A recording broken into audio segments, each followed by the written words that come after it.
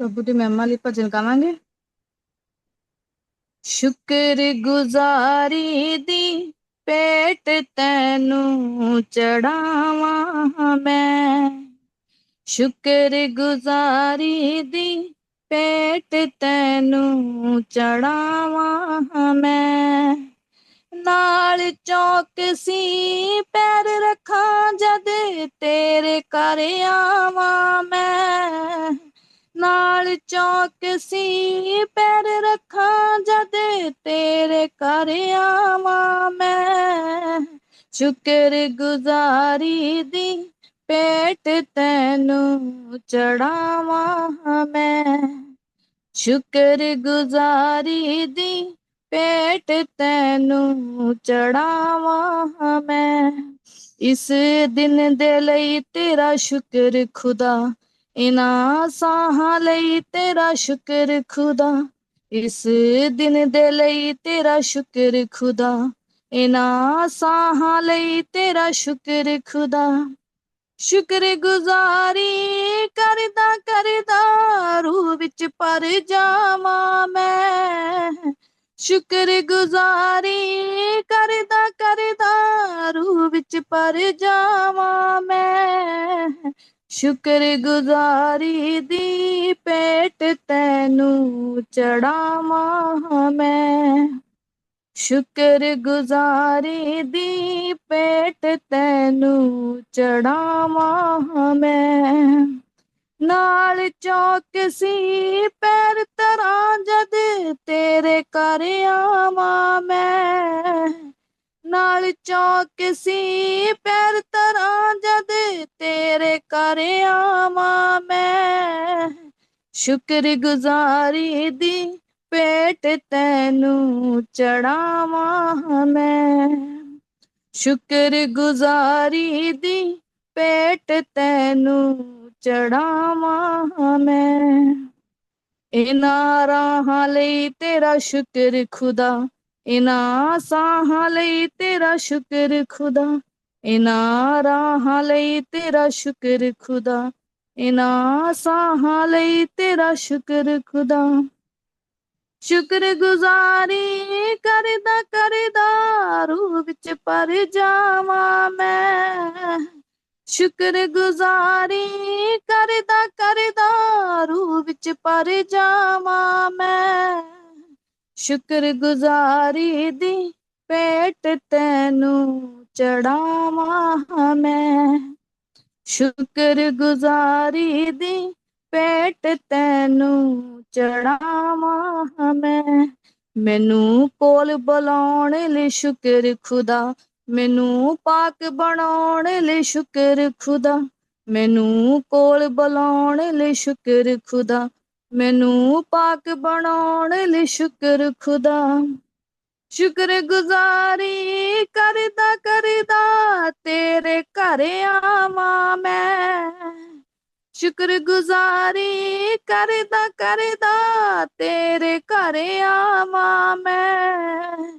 ਸ਼ੁਕਰਗੁਜ਼ਾਰੀ ਦੀ ਭੇਟ ਤੈਨੂੰ ਚੜਾਵਾਂ ਮੈਂ। ਸ਼ੁਕਰਗੁਜ਼ਾਰੀ ਦੀ ਭੇਟ ਤੈਨੂੰ ਚੜਾਵਾਂ ਮੈਂ। ਨਾਲ ਚੌਕਸੀ ਪੈਰ ਧਰਾਂ ਜਦ ਤੇਰੇ ਘਰ ਆਵਾਂ ਮੈਂ। ਨਾਲ ਚੌਕਸੀ ਪੈਰ ਧਰਾਂ ਜਦ ਤੇਰੇ ਘਰ ਆਵਾਂ ਮੈਂ। ਸ਼ੁਕਰਗੁਜ਼ਾਰੀ ਦੀ ਭੇਟ ਤੈਨੂੰ ਚੜਾਵਾਂ ਮੈਂ। ਸ਼ੁਕਰਗੁਜ਼ਾਰੀ ਦੀ ਭੇਟ ਤੈਨੂੰ ਚੜਾਵਾਂ ਮੈਂ। Hallelujah. Amen. Amen. Thank you very much for this beautiful song. खुदा तनु बहुत आशीष और बरकत देवे। आइए हम जो है आज के लेसन की तरफ जाएंगे।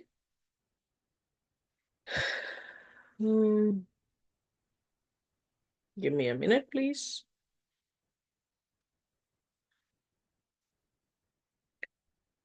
Well, आइए अपने सिरों को झुकाएंगे और हम प्रार्थना में एक बार फिर जाएंगे। अगर कोई भी प्रार्थना करना चाहता है तो वो कर सकता है। इससे पहले कि हम खुदा के कलाम में जो है वो आगे जाएं। वापस माने खुदा बिन खुदा धन्यवाद करते हैं इब्राहिम इस्हाक और याकूब के परमेश्वर। तहे दिल से तेरी शुक्रगुजारी पूरी आत्मा के साथ तेरा धन्यवाद करते हैं कि आपने हमें ये वक्त दिखाया, ये सांसें दी और इस वक्त तक लेके आए खुदावंद। और फिर से प्रभु हम इस लायक हुए खुदावंद, क्योंकि तेरा फजल हम पर हुआ कि हम तेरे कलाम को पढ़ सके खुदावंद, समझ सके परमेश्वर। पवित्र आत्मा जी, हम आपका स्वागत करते हैं हम सबके बीच में। आपकी पिता पुत्र और पवित्र आत्मा जी, आपका धन्यवाद करते हैं प्रभु।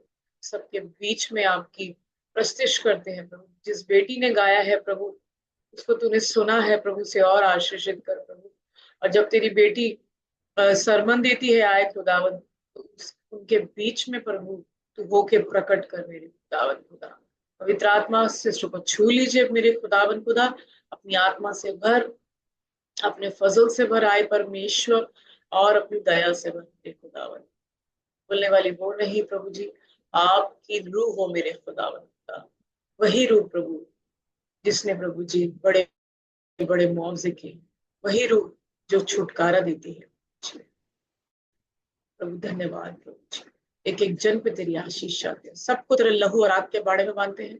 सिस्टर जी के आसपास भी तेरे दूतों का बाड़ा, तेरी शापना का बाड़ा और तेरी लहू का बाड़ा लगाते हैं। आए दया कर, और हम सबके मन, माइंड बॉडी सोल को प्रभु तेरे लहू में कवर करते प्रभु जी। और हमारे ऊपर सब अपनी आत्मा अपने तरीके से प्रकट कर प्रभु जी। और हमारे दिलों को खोल, हमारे मनों को खोल, हमारी बुद्धि को खोल प्रभु, ताकि ये कलाम हमारे बीच में जा सके। दया कर, फजल कर, और अपने नाम की बनी यीशु के नाम से आमीन आमीन। आमीन।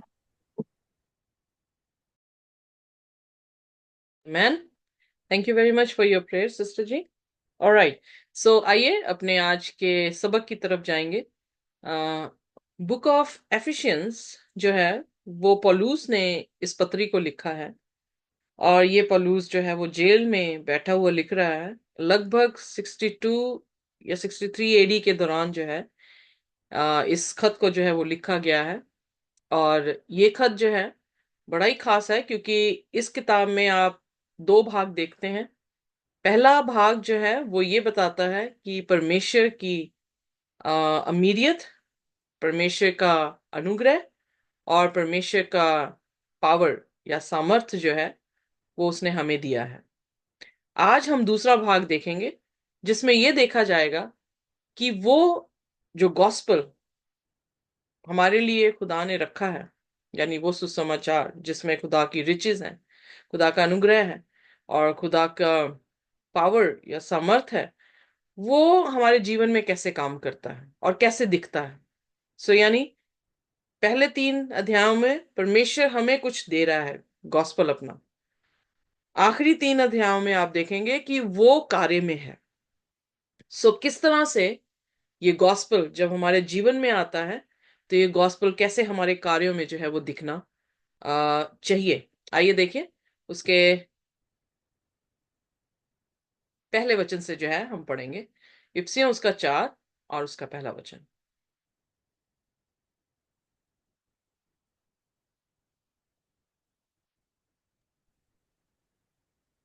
हिंदी में कौन पढ़? इसलिए थैंक यू। अच्छा, आप पढ़िए, आप पढ़िए सिमरन जी, आप पढ़ना चाह रहे हैं, पढ़। इसलिए मैं जो प्रभु में बंदी हूँ, तुमसे विनती करता हूँ कि जिस बुलाहट से तुम बुलाए गए थे उसके योग्य चाल चलो। यहाँ पर परमेश्वर ने बड़ा ही खूबसूरत जो है यहाँ पे पौलुस के जरिए से जो है वो लिखा है। अगर हम देखें तो पौलुस जो है वो खत लिख रहा है, और देयरफॉर जब वो कह रहा है तो इसका मतलब निचोड़ दे रहा है। किस चीज का? जो 3 उसने पहले अध्याय जो है वो दिए हैं। इंग्लिश जो जानते हैं वो बड़ी अच्छी तरह से जानते हैं कि देयरफॉर, henceforth, ये शब्द इस्तेमाल किए जाते हैं जब हम कंक्लूजन में जो है वो आने लगते हैं। सो जो कुछ उसने 3 अध्यायों में बोला है कि परमेश्वर ने अपनी रिचेस दी हैं, परमेश्वर ने अपने अनुग्रह से हमें बचाया है, विश्वास के जरिए से हम बचे हैं, और खुदा अपनी सामर्थ दे के हमें जो है वो भेजता है ताकि उसके कलाम को जो है वो दुनिया के शोर तक हम सुना सकें। तो इसलिए कह रहा है कि मैं इसलिए क्या हूं, प्रिजन में हूं, मैं बंधुआई में हूं। किसकी? मैं खुदा की बंधुआई में हूं। वेल, इनफैक्ट रियलिटी ये है कि वो रोमन्स की जेल में है, पर वो अपने आप को यहाँ पे रोमी हुकूमतों का गुलाम नहीं, बल्कि किसका गुलाम कह रहा है? यीशु मसीह का गुलाम अपने आप को कह रहा है। और क्या विनती कर रहा है? कि हमें उसी तरह से चलने की जरूरत है। यानी हमें खुदा ने सब कुछ दे दिया, नजात दे दी, अब क्या है? अब हमने चलना है। खुदा ने अपने एफर्ट्स कर दिए, अब हमारे एफर्ट्स हैं। खुदा की तरफ से कवर्नेंट जो है वो पूरी मुकम्मल हुई, अब हमारी तरफ से जो है वो कवर्नेंट क्या होगी? कंप्लीट की जाएगी। सो उसने कहा, इसलिए मैं चाहता हूं कि तुम क्या करो? Walk in a manner worthy of the calling. अब बुलाहट में कौन सी ऐसी बात है? हिंदी में एक बार फिर पढ़े sister ji. To walk in a manner worthy of the calling which you have been called. जिस बुलाहट से हम बुलाए गए हैं उसके मानिन चलने को जो है वो हमें कह रहा है। हाँ जी सिस्टर जी, सॉरी। बुलाहट से तुम बुलाए गए थे, उसके योग्य चाल चलो। उसके योग्य जो है, थैंक यू वेरी मच, ये शब्द ही मैं ढूंढ रही थी। उसके योग्य जो है हमें चाल चलनी है। कैसी योग्य की चाल चलनी है? फिर आगे जो है वो एक्सप्लेन कर रहा है। सो इसका मतलब हमें चाल चलना है। We have to walk.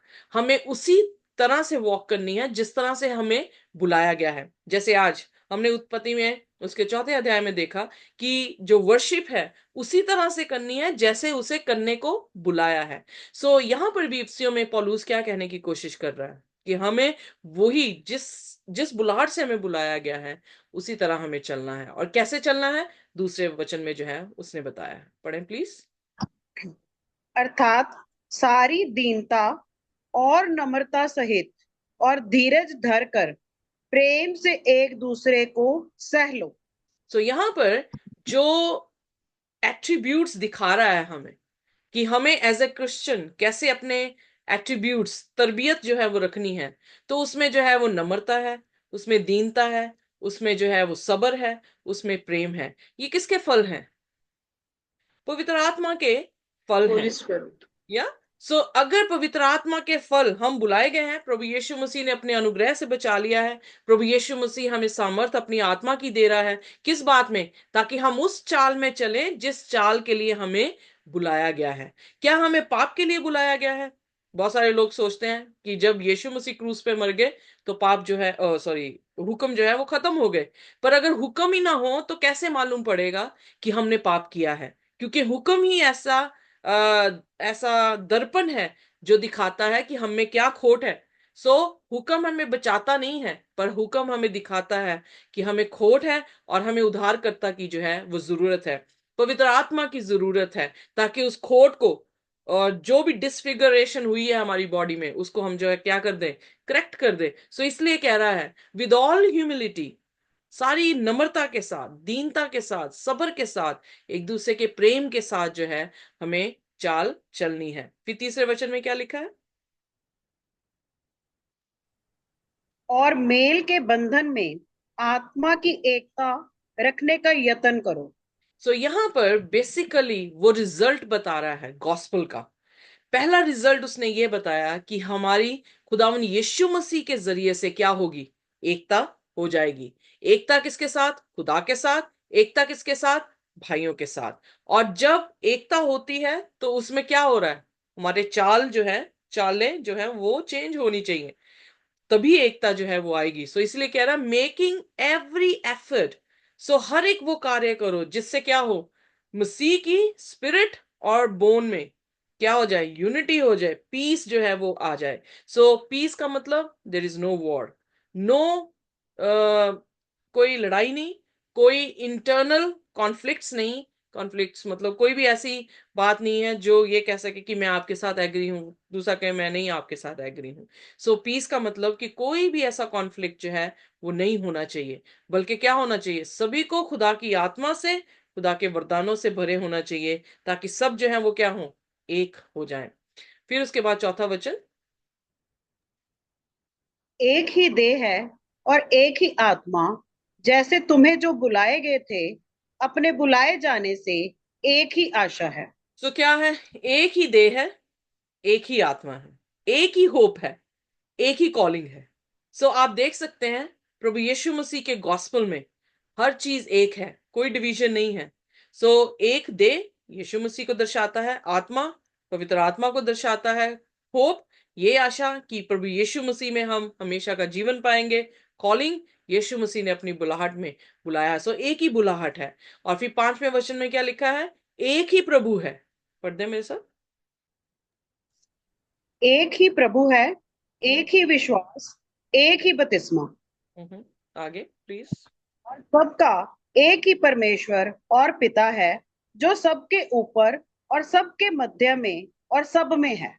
आमेन। सो यहां पर क्या बताने की कोशिश कर रहा है, गॉस्पल जो टीच हमें कर रहा है वो ये कर रहा है कि सब कुछ क्या है, एक ही है, एक ही बपतिस्मा है अकॉर्डिंग टू द वर्ड, एक ही विश्वास है खुदावंद यीशु मसीह के कलाम के अनुसार, एक ही प्रभु है जिसने हमें छुटकारा दिया है, एक ही कलीसिया है, दे कौन है, कलीसिया है, और उसकी आत्मा है। सो हर चीज एक है। फिर बटे क्यों हैं हम, फिर इतनी डिनोमिनेशन क्यों है, फिर इतने ख्याल और आइडियोलॉजी जो हैं वो कहां से आई हैं। सो इसका मतलब अगर खुदा के बीच में हम बुलाए गए हैं, अगर हमें अपनी चाल जो है परमेश्वर के हुक्म के अनुसार, उसके कलाम के अनुसार चलनी है, तो फिर क्या आएगी, एकता आएगी। पर अगर डिवीजन है तो इसका मतलब कौन कार्य कर रहा है, परमेश्वर का आत्मा नहीं, शैतान का, दुश्मन का आत्मा जो है वो कार्य कर रहा है। क्योंकि दुश्मन क्या दे रहा है डिवीजन, पर खुदा का आत्मा क्या दे रहा है, यूनिटी। सो इसलिए यूनिटी जो है वो खुदा का वरदान है। फिर 7वें वचन में क्या कहता है, पर हम में से हर एक को मसीह के दान के परिणाम के अनुसार अनुग्रह मिला है। सो यहां पर जो है हर एक इंसान को अनुग्रह मिला है, और उसके गिफ्ट्स, इंग्लिश में लिखा मेजर ऑफ क्राइस्ट गिफ्ट, और मसीह ने जो दान दिया है उसका भी जो है अलग अलग उसने तोड़े दिए हैं। जैसे पैराबल में उसने क्या कहा, एक व्यक्ति को 5 दिए थे, दूसरे को 2 दिए थे, तीसरे को 1 दिया है। सो उसने अपने हिसाब से जैसा उसका दिल हुआ वैसे उसने जो है तोड़े दे दिए। 8वां वचन, इसीलिए वह कहता है, वह ऊंचे पर चढ़ा और बंदियों को बांध ले गया और मनुष्य को दान दिया। सो उसने क्या किया, जैसे ही आसमान की बादशाहत में, यानी वो मरा, तीसरे दिन जी उठा, और उसके बाद आसमान पर जब उठाया गया तो उसने क्या किया, बंधुआई को बांध दिया। बंधुआई क्या थी, शैतान की गुलामी, पाप की गुलामी। सो उसको ही उसने बांध दिया। तो क्या किया उसने उसके बाद, अपने गिफ्ट्स जो हैं वो अपने लोगों को दिए। कब पवित्र आत्मा आया था, पेंतिकॉस के दिन,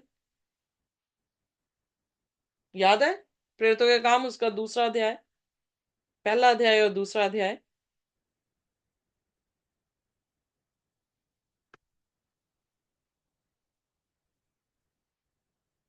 I need your response. Hello, What is the question? मैंने आपसे पूछा कि प्रभु यीशु मसीह ने अपने वरदान पवित्र आत्मा जब भेजा अपने चेलों के ऊपर, तो कब भेजा था, जब The वो चले Pentecost of 120 days, 120 people. जी 120 लोग जो थे ऊपरले कमरे में थे, पेंताकोस्त के दिन। पेंतिकॉस के दिन, वेरी गुड। यीशु मसीह उठा लिए गए थे कि नहीं, हाँ, उठा लिए गए थे। एग्जैक्टली यीशु यहाँ को पे उठा ले पौलुस जाने क्या से कह रहा 4 है, दिन। when he ascended on high he made captivity itself a captive। so जब वो उठा लिया गया उसने क्या किया, बंधुआई को ही बांध दिया। ओके, और कैसे बांधा उसने, अपनी आत्मा का सामर्थ लोगों के ऊपर भेजकर, अलग अलग वरदानों के साथ उन्हें भरकर। तो क्या हुआ, सुसमाचार कैसे गया, आंधी की तरह जो है सुसमाचार पूरे यरूशलेम में, और जितने भी एशिया माइनर में जितने भी चर्चेस थे, जितने भी देश थे, उन सभी के बीच में जो है वो कलाम जो है वो पहुंचा दिया गया। फिर 9वें वचन में वो क्या कहता है, आइए देखिए सैंडेड का क्या मतलब।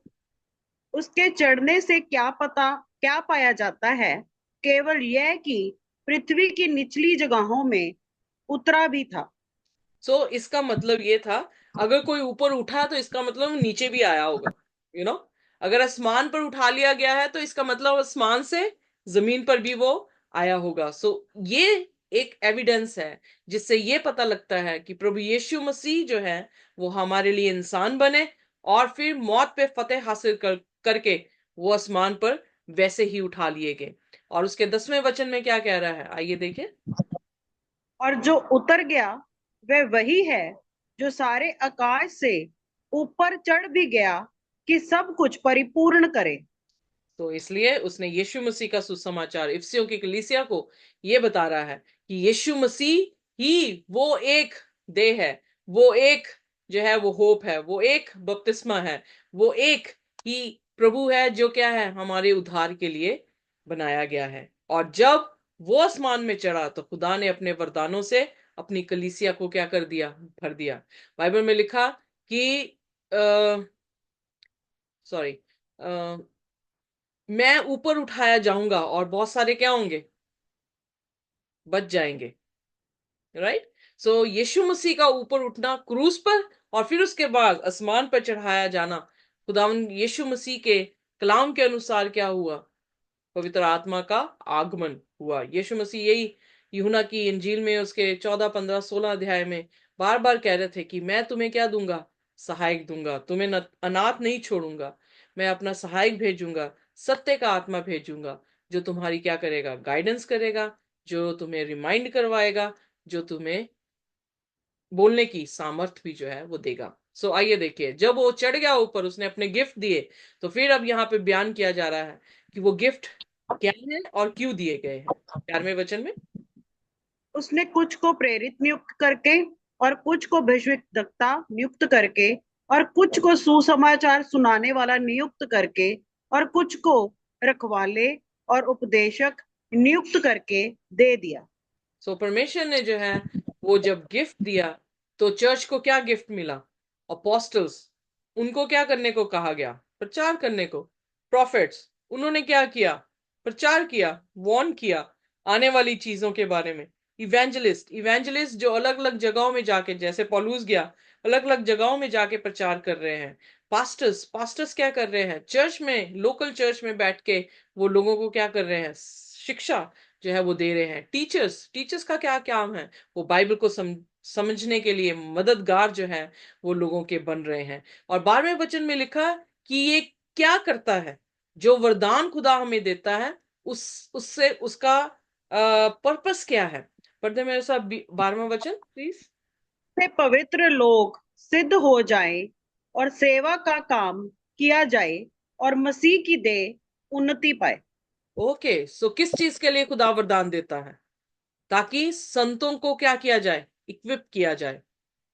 हिंदी में क्या लिखा है, मजबूत किया जाए उनको विश्वास में, बपतिस्मे में, शिक्षाओं में, डॉक्ट्रिन्स में, खुदा की बुलाहट में, खुदा की रिचेस में, खुदा के अनुग्रह में, खुदा की पावर में। सो ये सारी चीजें करने के लिए खुदा ने क्या नियुक्त किए हैं, apostles, profits, evangelist, pastors and teachers, ताकि चर्च जो है वो क्या हो जाए, खुदा के कार्य के लिए तैयार हो जाए और for building up the body of Christ, जो यीशु मसीह की देह है उसको क्या करे, बना सके। यीशु मसीह कॉर्नरस्टोन है, पर उसके ऊपर बिल्डिंग का बनना जरूरी है। सो वो बिल्डिंग अप कौन कर रहा है, यही apostles, profit, evangelist, pastors and teachers. और फिर 13वें वचन में लिखा कब तक ये करेंगे, आइए देखें। जब तक कि हम सबके सब विश्वास और परमेश्वर के पुत्र की पहचान में एक ना हो जाएं और एक सिद्ध मनुष्य ना बन जाएं और मसीह के पूरे डील डॉल तक ना बढ़ जाएं। सो ये तब तक गिफ्ट्स खुदा अपनी कलीसिया में देता रहेगा जब तक कि ये क्या ना हो जाए, विश्वास में एक ना हो जाए। जब तक हम विश्वास में एक नहीं होंगे तो कार्य नहीं होगा।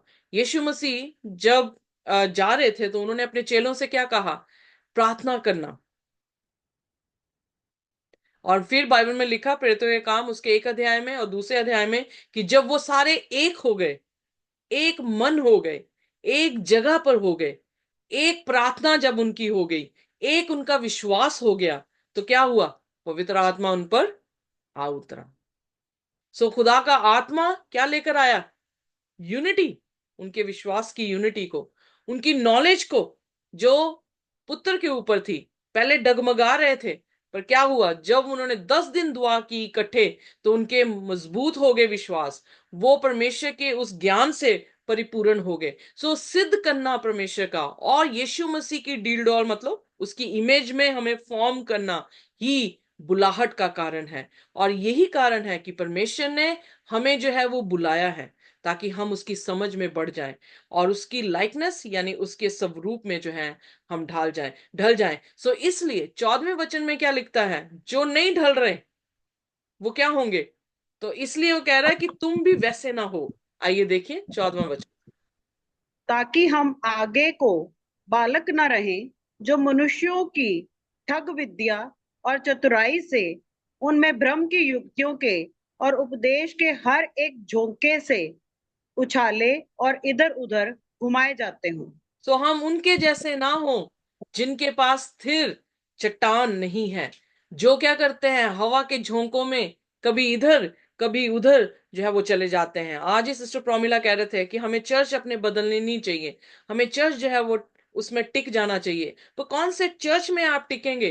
कौन सा चर्च है जो मजबूत चट्टान है? कौन सा चर्च है जो विश्वास में कायम है? कौन सा चर्च है जो कलाम में सिद्ध है और खुदा की डील डॉल में आपको बढ़ाने की जो है वो कुव्वत दे सकता है? सो इसलिए पौलुस यहां पर कलीसिया को ये कह रहा है कि तुम जिस कारण बुलाए गए हो, वो कारण ये नहीं है कि तुम हवा से उड़ के कभी इधर कभी उधर जो है वो चले जाओ, तुम्हारी डॉक्ट्रिन्स जो है वो गलत हो, या तुम झूठ के घड़ी हुई चीजों के ऊपर विश्वास करते हो। मैं चाहता हूं कि तुम्हारे जो चाल चलन है वो कैसा हो? मसीह में एक हो जाए, यानी आप यीशु मसीह में एक हो जाएं। आप यीशु मसीह में जब एक होंगे तो उसके स्वरूप में एक है, तब आप अपने भाई से प्रेम कर सकते हैं।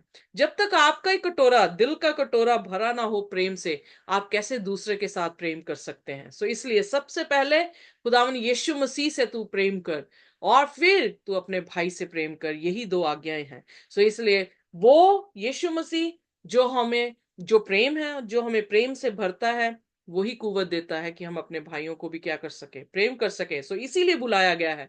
15 वचन में क्या कहता है? आइए देखें। वरन प्रेम में सच्चाई से चलते हुए सब बातों में उसमें जो सिर है अर्थात मसीह में बढ़ते जाएं। सो यहां पर क्या कहा? कि सत्य में और प्रेम में क्या करना है हमें? मसीह में। सत्य कौन है? मसीह है। प्रेम कौन है? मसीह है।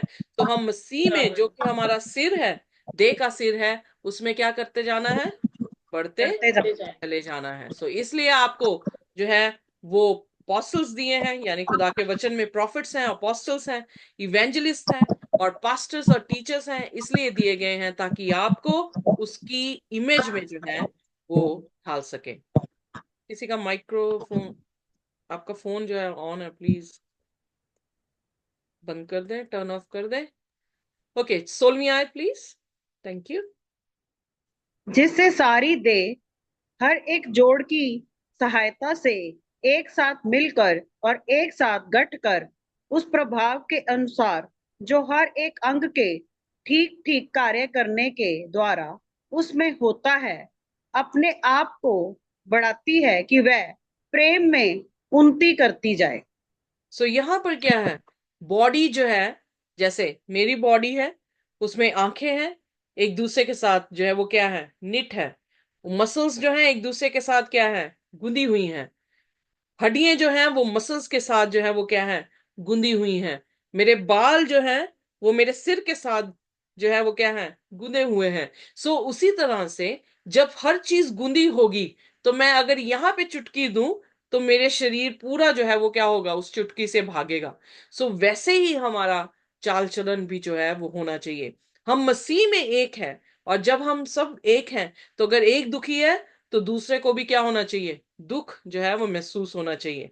अगर एक खुश है तो उसके साथ हमें भी जो है वो खुश होना चाहिए। सो इतने हमें एक दूसरे के साथ जुड़ जाना चाहिए कि क्या हो, कि हम यीशु मसीह की उस बिल्डिंग को जो प्रेम में है उसको क्या कर सकें, बढ़ा सकें। जैसे जब भी आप किसी दीवार को बनाते हैं तो ईंटें क्या अलग अलग जगह पे लगाई जाती हैं, कि साथ साथ जोड़कर सीमेंट के साथ उसे और जोड़कर जो है वो स्ट्रॉन्ग किया जाता है, हाथ में जोड़। साथ में जोड़कर उसे स्ट्रॉन्ग किया जाता है। क्यों? ताकि वो क्या बन सके, एक बिल्डिंग जो है वो एक दीवार पूरी जो है वो बन सके और उस दीवार पर जो है वो छत रखी जा सके। वैसे ही एक मसीह का जीवन है कि मसीह के साथ और भाइयों के साथ वो इतना करीब होना चाहिए। जैसे कोयला भट्टी में अगर पड़ा रहे तो वो बलता रहेगा, पर अगर उसे निकाल कर साइड पे रख दिया जाए तो वो क्या हो जाएगा, ठंडा पड़ जाएगा। उसी तरह से हमें जो है मसीह के साथ और मसीह संगत के साथ इसी तरह से जुड़े रहना चाहिए, ताकि हम क्या हो, इक्विप, मतलब हमें जो है उन्नति, आत्मिक उन्नति जो है वो मिलती रहे। 17वां वचन। वेल इसके ऊपर अगर मैं और बोलना चाहूं तो पूरा पहला कुरिन्थियन उसका 12 अध्याय जो है वो बोलता है इसी के बारे में कि हर एक अंग जो है वो जरूरी है। अगर दे कहे कि हम सब आंखें क्यों नहीं, तो फिर कौन सुनेगा। इसलिए खुदा ने हमें अलग अलग काम दिए हैं, हमें अलग अलग लोगों को क्या करना है, सराहना है, हमें उनको एडमायर करना है, दुश्मनी नहीं करनी, जलन नहीं करनी, बल्कि एक दूसरे को जो जो काम दिया गया है उसी तरह से हम इस्तेमाल करवा के आशीष पा सकते हैं। 17वें वचन में आगे जो है वो अफर्म कर रहा है, पढ़ दे मेरे साथ। इसीलिए मैं ये कहता हूँ और प्रभु में आग्रह करता हूँ कि जैसे अन्य जाति लोग अपने मन की अनर्थ रीति पर चलते हैं, तुम अब से फिर ऐसा ना चलो। इसका मतलब गॉस्पल इसलिए दिया गया है कि अब हम क्या कर दें, अपनी चालें बदल लें, अब हम यू टर्न जो है वो ले लें, वैसे ही काम ना करें जो यीशु मसीह को जानने से पहले हम करते थे। पर अब हमारे काम क्या हो जाएं, बदल जाए। और कैसे काम नहीं होने चाहिए, आइए देखिए 18वां और 19 वचन जो है वो हम पढ़ेंगे। क्योंकि उनकी बुद्धि अंधेर हो गई है और उस अन्य अज्ञानताओं के कारण जो उनमें है और उनके मन की कठोरता के कारण वे परमेश्वर के जीवन से अलग किए हुए हैं और वे सुन्न होकर लुच्चपन में लग गए हैं कि सब प्रकार के गंदे काम लालसा से किया करें। ओके, सो अब यहां पर जो शब्द आपने पढ़े हैं, क्या इसका मतलब ये है कि हम हुक्म ना माने, कि नहीं सिस्टर, हम यीशु मसीह में बचाए गए हैं, अब हम कुछ भी कर सकते हैं? तो इसका मतलब ये डॉक्ट्रिन बिल्कुल रॉन्ग कर दी पौलुस ने यहाँ पर। यहाँ पे पौलुस जो है हमारे जीवन, हमारी चालों को बदलने के लिए कह रहा है। अन्य जातियों की तरह हमारी बुद्धि भ्रष्ट नहीं होनी चाहिए, अन्य जातियों की तरह हम अंधकार में नहीं होने चाहिए, अन्य जातियों की तरह हम परमेश्वर के लिए एलियनेटेड यानी स्ट्रेंज जो है वो नहीं होने चाहिए, अन्य जातियों की तरह हमारी सेंसिटिविटी खत्म नहीं हो जानी चाहिए। ये जानने के लिए कि हमें लुचपना, हमें ग्रीडीनेस और हर तरह के अधर्म के काम जो हैं वो नहीं करने के लिए हम अपनी सेंसिटिविटी लॉस ना कर दें। सो कहने का मतलब ये चीज को महसूस करना हम बंद ना कर दें कि ये सारे पाप, खुदा के स्वर्ग की बादशाहत में लोग नहीं जाएंगे जो ये पाप करेंगे। सो इसलिए इस लेसन में दिख रहा है कि वो बुलाहट, गॉस्पल की बुलाहट ये नहीं है कि हम पाप में चलें। गॉस्पल की बुलाहट है हम खुदा के साथ एक हो जाएं, उसकी स्वरूप में तब्दील होने लग जाए। वो तब्दीली तब होगी जब हम जो है इक्विप रहेंगे, चर्च में यूनाइटेड रहेंगे, खुदा के साथ, अपने भाई बहनों के साथ, शिक्षा के जरिए, प्रोफेसी के जरिए, और हर एक वो गिफ्ट जो खुदा ने अपनी कलीसिया को दिया है उसके जरिए से हम क्या होंगे, स्ट्रॉन्ग जो है वो किए जाएंगे। और फिर हम जो है जेंटाइल से अलग कर दिए जाएंगे, यानी सेट अपार्ट। हमें जो है वो बिल्कुल पवित्र कर रहा है, जैसे वो पवित्र है। जैसे उसने हुक्म माने वैसे वो हमें हुक्म मानने के लिए अपनी सामर्थ जो है वो दे रहा है। और 20वें वचन में क्या लिखा है, उसके अगले वचनों में पढ़ेंगे प्लीज। पर तुम मैंने मसीह की ऐसी शिक्षा नहीं पाई, तो वरन इसका तुम मतलब मसीह में हमने ऐसी शिक्षा नहीं पाई है। तो अगर कोई क्रिश्चियन या क्रिश्चियन डिनोमिनेशन कोई भी या कोई विश्वासी आपसे ये कहे हम पर लागू नहीं, तो आप ये आयत जो है दिखा सकते हैं कि हमने यीशु मसीह से ये शिक्षा नहीं पाई है। और उसका 21वां वचन में कैसे है, फिर क्या पाया है? सचमुच उसी की सुनी और जैसे यीशु में सत्य है उसी में सिखाए भी गए। Yes, thank you. आगे पढ़ते हैं प्लीज। यीशु मसीह में जो सत्य है उसी में हमें जो है वो सिखाया गया है। और उसका सत्य क्या है? उसके वचन है। और उसके वचन में जो है वो क्या लिखा गया है, आगे 22वें वचन से जो है हम सीखेंगे। कि तुम पहले चाल चलन के पुराने मनुष्य तब को जो भरमाने वाली अभिलाषाओं के अनुसार भ्रष्ट होता जाता है उतार डालो। आमेन। सो यहाँ पर क्या है, पुराना मनुष्य तब को क्या कर दो, उतार डालो। और नए मनुष्य तब को जो मसीह में है उसको क्या कर ले, हम पहन ले। अब उसमें क्या आ गया, उसमें जो है ओल्ड जो सेल्फ है वो करप्ट है, उसमें वायरस आ चुका है। और वायरस किसका? पाप का, डिसोबीडियंस का जो है वो वायरस है। सेल्फ राइचियसनेस का जो है वो वायरस है। उसको क्या करो, जो लस्ट कौन सी थी उसकी, आंख की, जिस्म की और जिंदगी के घमंड की, तीन जो है वो आदम हवा के ऊपर भी आजमाइशें आई, तीनों इन्हीं चीजों पे। यीशु मसीह पर भी तीनों इसी चीजों पे जो है आजमाइशें आई। हवा भूखी नहीं थी, पर यीशु मसीह 40 दिन 40 रात जो है वो रोजे और प्रार्थना में था, भूखा था। पर जब हवा पे ये आजमाइश आई, हवा जो थी वो गिर गई। पर जब यीशु मसीह पर आजमाइश आई तो यीशु मसीह ने जय पाई। और वो किससे पाई? उसके सत्य से, उसके वचनों से। सो वही वो चीज हमें सिखाने की कोशिश कर रहा है। यहाँ पे पौलुस क्रिश्चियन वॉक को या क्रिश्चियनिटी में कैसे चलना है, हमारे चाल कैसे होनी चाहिए, उसके बारे में बता रहा है कि वो लस्टफुल नहीं होनी चाहिए, बल्कि रिन्यूड। किसमें? 23वें वचन में लिखा है कि हमारे मन की क्या होनी चाहिए, तब्दीली होनी जरूरी है। और अपने मन में आत्मिक स्वभाव से नए बनते जाओ। तो अपने मन में आत्मिक स्वभाव कौन है? लाइफ गिविंग स्पिरिट कौन है? यीशु मसीह।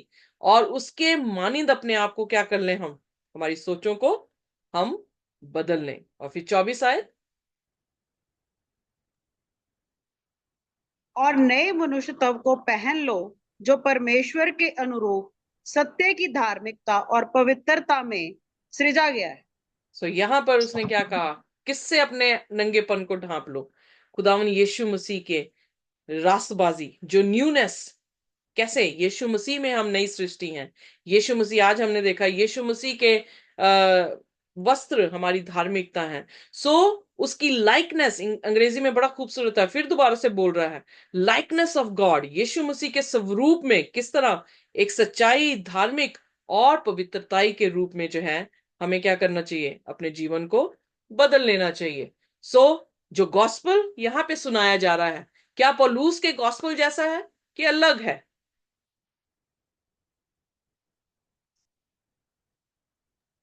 नहीं, बिल्कुल सेम ही है। सो एग्जैक्टली, सो इसका मतलब आप जो सीख रहे हैं वो बिल्कुल सही सीख रहे हैं। उसमें कोई भी छल नहीं, उसमें कोई भी झूठ नहीं, उसमें कुछ भी ऐसा नहीं जो शैतान की तरफ से है। और खुदा का वचन है, और खुदा का वचन आपसे सीधे रूबरू जो है वो बात कर रहा है। सो 25वां वचन क्या कहता है, आइए देखें। इस कारण झूठ बोलना छोड़कर हर एक अपने पड़ोसी से सच बोलो, क्योंकि हम आपस में एक दूसरे के अंग हैं। सो यहाँ पर उसने क्लोजली निट दिखाया है। जैसे आप स्वेटर बुनते हैं तो क्या करते हैं, हर घर को जब बुन रहे होते हैं तो क्लोजली होता है ना वो घर, जिससे स्वेटर बुनी जाती है। सो उसी तरह से हाँ जी, हाँ जी। कलीसिया जो है, खुदा ने कैसे उसे पिरोया है, क्लोजली वो पिरो रहा है। हम एक दूसरे के क्या है, भाई बहन है। इसलिए उसने क्या कहा, झूठ बोलना बंद करके क्या करें, सत्य बोले। झूठ कौन है? शैतान। सत्य कौन है? Yeshu Masih. So change of life, change of walk, change in our walk, हमारी चाल में जो है वो बदलाव करने को कह रहा है। उसके बाद 26वां वचन, क्रोध तो करो पर पाप मत करो, सूर्य अस्त होने तक तुम्हारा क्रोध ना रहे। सो क्रोध तो करो। क्यों कह रहा है क्रोध करने को? इट्स एन इमोशन, वो हमारा स्वभाव है। सो हमें गुस्सा आ जाता है, पर वो गुस्सा इतना नहीं होना चाहिए कि क्या किस में तब्दील हो जाए? पाप में। जैसे यीशु मसीह ने कहा, तुमने सुन रखा है कि किसी की हत्या ना करो, पर मैं तुमसे कहता हूं, अगर तुम किसी को, अपने भाई को राका कहते हो या मूर्ख कहते हो, तो तुम्हें उसने क्या किया? तुमने उसकी हत्या कर दी। सो गुस्से होना है, पर डिस्ट्रक्टिव वे में नहीं, प्रोडक्टिव वे में आप उस गुस्से को निकाल सकते हैं, जिससे उस इंसान की जो है वो भलाई हो सके। और सूरज ढलने से पहले ही क्या कर लो? अपना गुस्सा जो है वो क्या कर दो? खत्म जो है वो कर लो। क्यों? क्योंकि गुस्सा जो पाप में तब्दील हो जाए, वो किसका स्वरूप है? शैतान का। झूठ किसका स्वरूप है? शैतान का। तो इसलिए कह रहा है, 27वां वचन पढ़ दें प्लीज सिस्टर जी। और ना शैतान को अवसर दो। और ना शैतान को अवसर दो, यानी कुछ भी ना ऐसा करो कि शैतान को एक रूम मिल जाए, एक space, little space, tiny space भी अगर आपके जिंदगी में उसे मिल गई, तो वो क्या कर देगा? उस स्पेस से अपना पूरा घर जो है वहां पर बसा लेगा। सो इसलिए खुदा के कलाम के साथ इतने क्लोजली चलो, इतने क्लोजली निट होके चलो, कि हर बार डरते कामते कि प्रभु मेरे जुबान से कुछ गलत ना, प्रभु मेरे गुस्से से कुछ गलत ना, प्रभु मैं ये हुक्म ना तोड़ दूं, मैं वो ना हुक्म तोड़ दूं। सो इस तरह से हमारे व्यवहार जो है वो होने चाहिए, चाल बिल्कुल बदल जानी चाहिए। और फिर यहां तो और गहराई में बता रहा है, आइए देखिए 28वां वचन। चोरी करने वाला फिर चोरी ना करे, वरन भले काम करने में अपने हाथों से परिश्रम करे, इसीलिए कि जिसे प्रयोजन हो उसे देने को उसके पास कुछ हो। सो यहां पर क्या कह दिया? अब ये कौन से हुक्मों की बात कर रहा है? क्या ये मॉरल लॉज नहीं है? 10 हुक्मों में से हुक्म नहीं है कि तू क्या कर? चोरी ना करना। तो यहां पर हत्या ना करना का जिक्र आ रहा है। सो झूठ बोलने का जिक्र आ रहा है, यानी झूठी साक्षी देने का जिक्र आ रहा है। तो 10 हुक्मों का जो है वो बयान कर रहा है कि अब हमें क्या करना है? 10 हुक्म तोड़ने नहीं, अब हमने 10 हुक्मों को क्या करना है? मानना है। और फिर इसलिए कहा लेबर करने को, ताकि अगर कोई नीडी तेरे पास आ जाए, कोई जरूरतमंद तेरे पास आए, तो तेरे पास हो से कुछ देने को, वो तेरे घर से खाली ना जाए। तो 29 आयत। कोई गंदी बात तुम्हारे मुंह से ना निकले, पर आवश्यकता के अनुसार वही निकले जो उन्नति के लिए उत्तम हो, ताकि उससे सुनने वाले पर अनुग्रह हो। आमेन। सो इसका मतलब हमारे शब्द, हमारे कार्य, दोनों चीजें खुदा को ग्लोरीफाई करें। क्या क्या क्या क्या क्या कहा है उसमें? हाँ, जो तू खाए, जो तू पिए, जो तू करे, सब कर किसकी महिमा के लिए? परमेश्वर की महिमा के लिए। सो उसके बाद आखिरी 3 आयतें पढ़ दें प्लीज सिस्टर जी। कोई बंदी बात परमेश्वर के पवित्र आत्मा को शोकित मत करो, जिससे तुम पर छुटकारे के दिन के लिए छाप दी गई है। सब प्रकार की कड़वाहट और प्रकोप और क्रोध और कलह और निंदा सब बैर भाव समेत तुमसे दूर की जाएं। एक दूसरे पर कृपालु और करुणामय हो, और जैसे परमेश्वर ने मसीह में तुम्हारे अपराध क्षमा किए, वैसे ही तुम भी एक दूसरे के अपराध क्षमा करो। सो यहाँ पे it is very very clear. मुझे ज्यादा कुछ बोलने की भी जरूरत नहीं है, क्योंकि शब्द इतने साफ हैं। पर यहाँ पर उसने कहा कि पवित्र आत्मा को क्या ना करो? शोकित मत करो। क्यों? क्योंकि पवित्र आत्मा हमें सील करती है रिडेम्पशन के लिए। हमारे उद्धार की वो सील है, गारंटी है। और अगर हमने उसको शोकित कर दिया, अगर बार बार पवित्र आत्मा आपके पास आकर कह रहा है कि ये हुक्म मानना है, ये हुक्म मानना है, और आप हमेशा तरकते जा रहे हैं, तो क्या है? एक दिन क्या होगा? पवित्र आत्मा शोकित होकर आपको छोड़कर जो है वो चला जाएगा। और जिस दिन वो चला गया, उस दिन आपकी मुक्ति की गारंटी भी क्या होगी?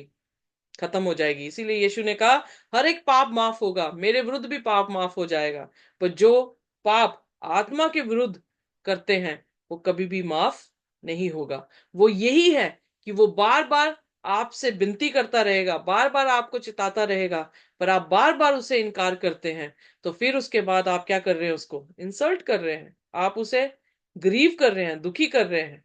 तो परमेश्वर फिर आपको आपके ही हाल में जो है वो क्या कर देगा? छोड़ देगा। सो यहां पर उसने कहा बिटरनेस, रॉथ, एंगर, जो भी मतलब फ्लैशली चीजें हैं, उन सभी को छोड़ने को जो है वो कहा गया है। और क्योंकि ये कलीसिया को कहा गया है, तो इसलिए उसने जो पिछले 6 हुक्म है उनका जो है वह यहाँ पर जिक्र किया है, क्योंकि वो 6 हुक्म हमारे भाई बहनों के बीच में हमें कैसे रहना है वो दिखाते हैं। सो यहाँ पर उसने कहा be kind to one another, tender hearted, forgiving one another as God in Christ has forgiven you. So जैसे यीशु मसीह के चरित्र थे, जैसे यीशु मसीह की तरबियत थी, वैसे ही परमेश्वर चाहता है कि हमारी भी तरबियत हो, हम भी मसीह में वैसे ही दिखें, उसके स्वरूप में दिखें, और कुछ नहीं चाहता है। यही बुलाहट में हमें जो है वो बुलाया गया है। उसकी रिचेस भी उन्हीं को मिलने वाली है, उसका अनुग्रह भी उन्हीं को मिलने वाला है, उसकी पावर भी उन्हीं को मिलने वाली है, जो अपने चरित्र पर वर्कआउट करेगा, अपने तरबियत को यीशु की तरबियत के जैसे बनाएगा, और खुदा उसको जो है वो क्या करेगा? आशीष और बरकत देगा। सो वही आत्मा उस पर भी आएगी जो पौलुस के पास थी, जो नबियों के पास आई, जो प्रेरितों के पास थी। वही आत्मा जो है हम पर भी आएगी, जब हम उसके कहनेकार होंगे, जब हम उसको प्यार करेंगे, जब हम अपना सब कुछ उसके लिए निशावर कर देंगे, तो खुदा हमारे बीच में अपना डेरा जो है वो जरूर लगाएगा। सो खुदा आपको आशीष और बरकत दे। आइए अपने सिरों को झुकाएंगे और हम प्रार्थना में जाएंगे। कोई भी जन जो है वो प्रार्थना कर सकता है इस दौरान, किसी भी भाषा में, जैसा आप चाहते हैं वैसे आप प्रार्थना कर सकते हैं।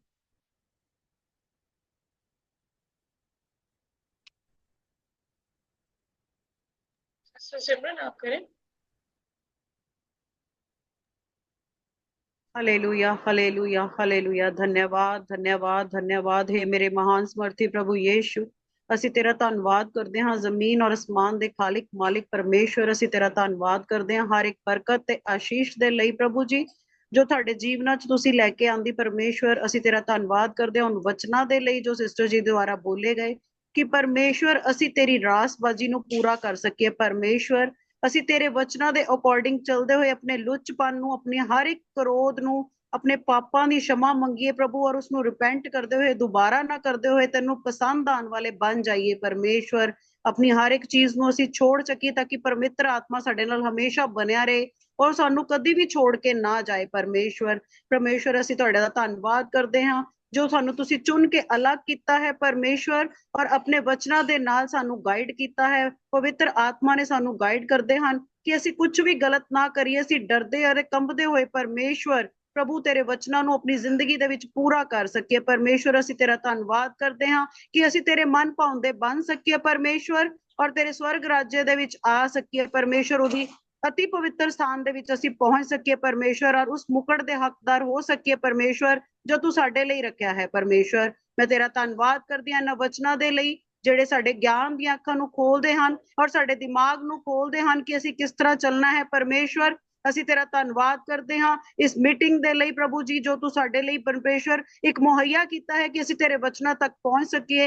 ਅਸੀਂ ਸਿਸਟਰ ਜੀ ਨੂੰ, ਉਹਨਾਂ ਦੇ ਬੱਚਿਆਂ ਨੂੰ, ਉਹਨਾਂ ਦੇ ਪੂਰੇ ਪਰਿਵਾਰ ਨੂੰ ਤੇਰੇ ਲਹੂ ਦੇ ਵਿੱਚ ਕਵਰ ਕਰਦੇ ਹਾਂ। ਉਹਨਾਂ ਦੀ ਸੇਫਟੀ ਪ੍ਰੋਟੈਕਸ਼ਨ ਨੂੰ ਮੰਗਦੇ ਹਾਂ, ਉਹਨਾਂ ਦੀ ਚੰਗਿਆਈ ਨੂੰ ਮੰਗਦੇ ਹਾਂ, ਔਰ ਸਭੀ ਮੈਂਬਰ ਜੋ ਨਾਲ ਸਾਡੇ ਜੁੜੇ ਹਨ, ਇੱਕ ਮਨ ਇੱਕ ਦੇਹ ਨੇ ਪਰਮੇਸ਼ਵਰ ਤੇਰੇ ਵਿੱਚ ਪ੍ਰਭੂ ਜੀ, ਉਹਨਾਂ ਲਈ ਵੀ ਤੁਹਾਡੀ ਬਰਕਤ ਤੇ ਆਸ਼ੀਸ਼, ਉਹਨਾਂ ਦੇ ਬੱਚਿਆਂ ਲਈ ਬਰਕਤ ਤੇ ਆਸ਼ੀਸ਼, ਔਰ ਉਹਨਾਂ ਨੂੰ ਲਹੂ 'ਚ ਕਵਰ ਕਰਦੇ ਹੋਏ ਉਹਨਾਂ ਦੀ ਸੇਫਟੀ ਨੂੰ ਮੰਗ ਲੈਂਦੇ ਹਾਂ ਪਰਮੇਸ਼ਵਰ ਜੀ ਯਿਸੂ ਮਸੀਹ ਦੇ ਨਾਮ ਦੇ ਵਿੱਚ। Amen. Amen. Thank you very much. God bless you. आमीन। Great. Amen.